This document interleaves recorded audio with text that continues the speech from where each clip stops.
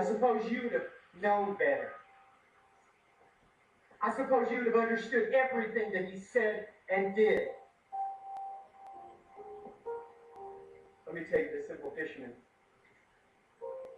I didn't always get it the first time. He did everything that he could to help us understand. But his mind, it was still the mind of God. To listen to Jesus speak, it could be like the sound of dawn dancing across the Sea of Galilee. Or it could be like meadowlarks echoing through the old olive groves there at Capernaum. But it could also be like the sound of unrolling one of those dusty old scrolls, his words far beyond the minds of men. And let me tell you, I don't think you would have probably done much better. We didn't really know what to expect, even as to where we were going to find that house or that room to celebrate the Passover. All he said was look for the man carrying the pitcher of water. We just didn't know what to expect. He had spoke of his death before, but those were just words out of a dusty old book. They didn't mean anything to us. He was still so young. Well, we gathered in the room that day, and I could feel the moment vibrating in my chest. That Passover and that death that Jesus spoke of. I couldn't make the connection, and it made me mad. I just wanted to strike something or to strike someone. We were all so unsure as we entered that room. We were like young fishermen out on a stormy sea with the deck just swaying under our feet and the ground far, far away. We were so caught up in our own ambitions that day that we ignored the most basic of courtesies.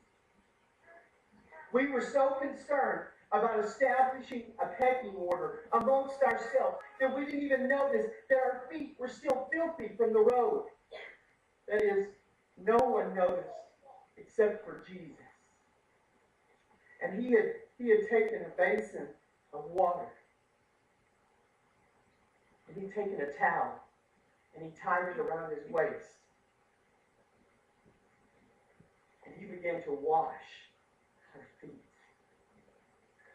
I was mortified for the master to be doing such a menial task, for him to have to do anything for me at all. I was so ashamed. But you know what? I didn't offer to take his spot, so I guess that my shame didn't spur me to action. But I did protest. But he said to me, Peter, you don't understand what I'm doing for you, but you will. That really cleared it up for me. And I didn't have time for understanding. So I blurted out, no, you will not wash my feet, now or ever. And that's when he gave me that look. He gave me that look that could wither a fig tree. And he said in a measured tone, he said, Peter, if I don't wash you, then you have no part in me. Now, my mind was just whirling. What did he mean? I had no part in him. This man that had changed my life from the ground up, who had taken me out of the boat and stood me before men speaking in his name, I had no part in him. So I did what anyone would do. I threw off my cloak and threw it at his feet, and I said, then don't stop at my feet. Wash all of me. But he looked at me, and what he said next, it was no milky bird song. It wasn't a ray of sunshine in the morning. What he said was straight out of one of those dusty old books. He said, if you've already bathed, then only your feet need cleaning. You're already clean from head to toe, Peter. You're already clean. But someone here is not. And now he's gone. And I wonder if I'll ever understood those words that he said to me. Sometimes I think about it. I think about him and his words, and they just come to my mind like angry fish caught in a net, thrashing about, all jumbled together. He said, "You're already clean." But I don't feel very clean.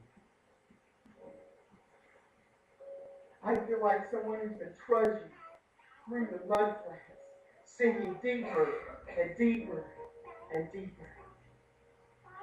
And now, Jesus, why did you go? Why did you go and leave us with so many questions unanswered?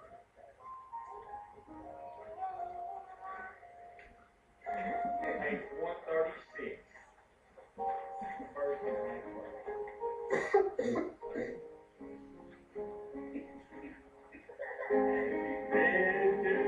Jesus for the cleansing power. Are you washed in the blood of the Lamb?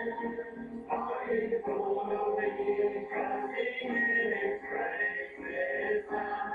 Are you washed in the blood of the Lamb?